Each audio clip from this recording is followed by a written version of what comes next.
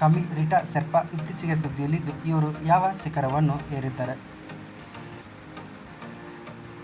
Mount Everest ಈ ಶಿಖರವನ್ನು ಏರಿದ್ದಾರೆ. Mount ಕೆಟುವನ್ನು ಏರಿದ್ದಾರೆ. ಲೋತ್ಸೆಯನ್ನು ಏರಿದ್ದಾರೆ. ಮೇಲಿನ ಎಲ್ಲ ಶಿಖರವನ್ನು ರಿಟಾ ಸೆರ್ಪಾ ಏರಿದ್ದಾರೆ. ಸೂರ್ಯನ 11 ವರ್ಷಗಳ ಸೌರ ಚಕ್ರದ ಶಿಖರವನ್ನು ಏನೆಂದು ಕರೆಯಲಾಗುತ್ತದೆ?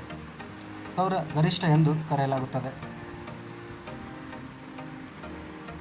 ಅಂತಾರಾಷ್ಟ್ರೀಯ ಅಣು ಶಕ್ತಿ ಸಂಸ್ಥೆ ಕೇಂದ್ರ ಕಚೇರಿ ಎಲ್ಲಿದೆ?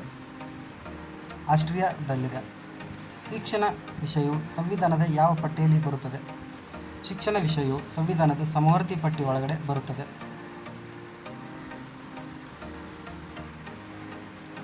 ಈ ಕೆಳಗಿನವುಗಳಲ್ಲಿ ಯಾವುದನ್ನು ಯುನೆಸ್ಕೋದ ವಿಶ್ವ ಏಷ್ಯಾ ಪೆಸಿಫಿಕ್ ಪ್ರಾದೇಶಿಕ ನೋಂದಣಿಯ ಸ್ಮರಣಿಯಲ್ಲಿ ಸೇರಿಸಲಾಗಿದೆ?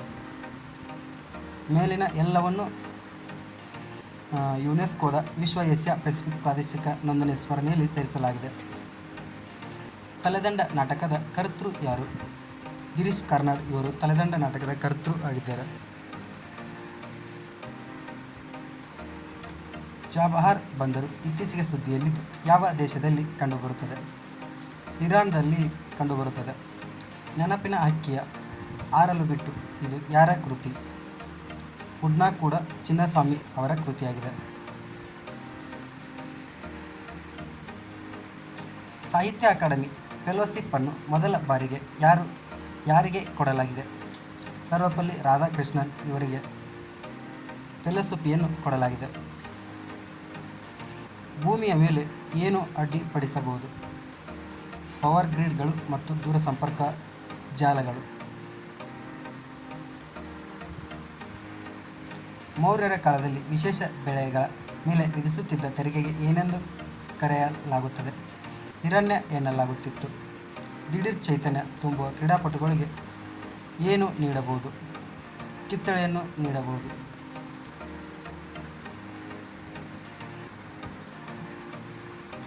ಕ್ರಮವಾಗಿ ಕರ್ನಾಟಕ ಮತ್ತು ಭಾರತ ಜನಸಾಂದ್ರತೆ ಎಷ್ಟು? 319 ಮತ್ತು 382. ತುಡಾಸ್ ಜನಾಂಗ ಎಲ್ಲಿ ಕಂಡುಬರುತ್ತದೆ? ತುಡಾಸ್ ಜನಾಂಗವು ತಮಿಳುನಾಡಿನಲ್ಲಿ ಕಂಡುಬರುತ್ತದೆ. ಕರ್ನಾಟಕ ಎಷ್ಟು ಕೃಷಿ ಹವಾಮಾನ ವಲಯಗಳನ್ನು ಹೊಂದಿದೆ? ಕರ್ನಾಟಕವು 10 ಕೃಷಿ ವಲಯ ಹವಾಮಾನಗಳನ್ನು ಹೊಂದಿದೆ.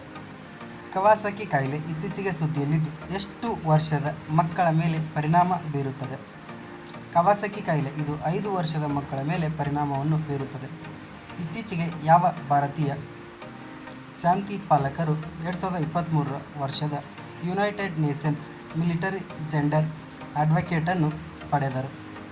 ರಾಧಿಕಾ ಸೇನ್ ಇವರು ಪಡೆದರು.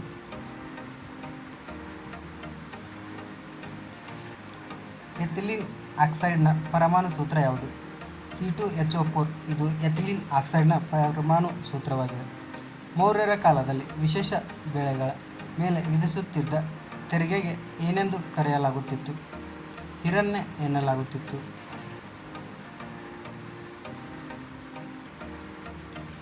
AR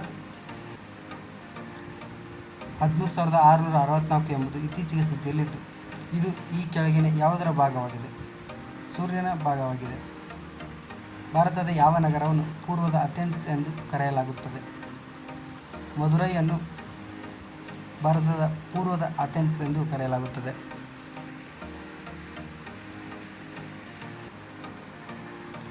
ಇತ್ತೀಚೆಗೆ ಭಾರತವು ಯಾವ ದೇಶದೊಂದಿಗೆ ರಾಜತಾಂತ್ರಿಕ ಪಾಸ್ಪೋರ್ಟ್ಗಳಿಗೆ ವೀಸಾ ಮನ್ನಾ ಒಪ್ಪಂದಕ್ಕೆ ಸಹಿ ಹಾಕಿದೆ?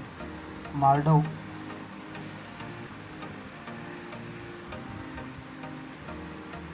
ಇತ್ತೀಚೆಗೆ ರಾಮ್ಸರ್ ತಾಣಗಳಿಗೆ ಸೇರ್ಪಡೆಗೊಂಡ ನಾಗಿ ಮತ್ತು ಪಕ್ಷಿ ಧಾಮಗಳು ಈ ಕೆಳಗಿನ ಯಾವ ರಾಜ್ಯದಲ್ಲಿ ಕಂಡುಬರುತ್ತದೆ? ಬಿಹಾರದಲ್ಲಿ ಕಂಡುಬರುತ್ತವೆ.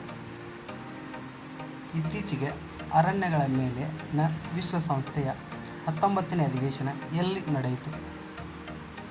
ಇತ್ತೀಚೆಗೆ ವಿಶ್ವಸಂಸ್ಥೆಯ 19ನೇ ಅಧಿವೇಶನ ನ್ಯೂಯಾರ್ಕ್ನಲ್ಲಿ ನಡೆಯಿತು. ಭಾರತದಲ್ಲಿ ಹಣದುಬ್ಬರದ ಗುರಿಯನ್ನು ಯಾರು ಹೊಂದಿಸುತ್ತಾರೆ?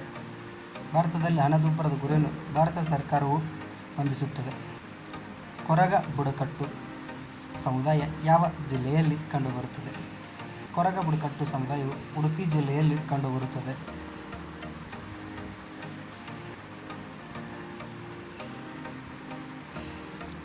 ರಾಷ್ಟ್ರಕೂಟರ ರಾಜಧಾನಿ ಮಾನ್ಯಕೇಟ. ಇದು ಯಾವ ಜಿಲ್ಲೆಯಲ್ಲಿ ಕಂಡುಬರುತ್ತದೆ? ಕಲಬುರಗಿಯಲ್ಲಿ ಕಂಡುಬರುತ್ತದೆ.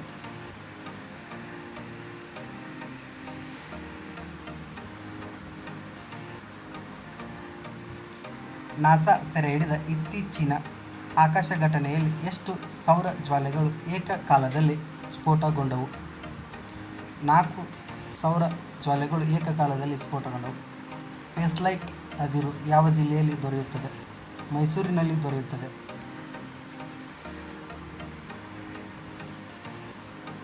ಭಾರತದ ಅಸ್ತಿತ್ವದಲ್ಲಿರುವ ಸ್ಪೆಷಲ್ ಎಕನಾಮಿಕ್ ಝೋನ್ ನೀತಿಯನ್ನು ಅಧ್ಯಯನ ಮಾಡುವ ಸಮಿತಿಯ ನೇತೃತ್ವ ವಹಿಸಿದ್ದವರು ಯಾರು?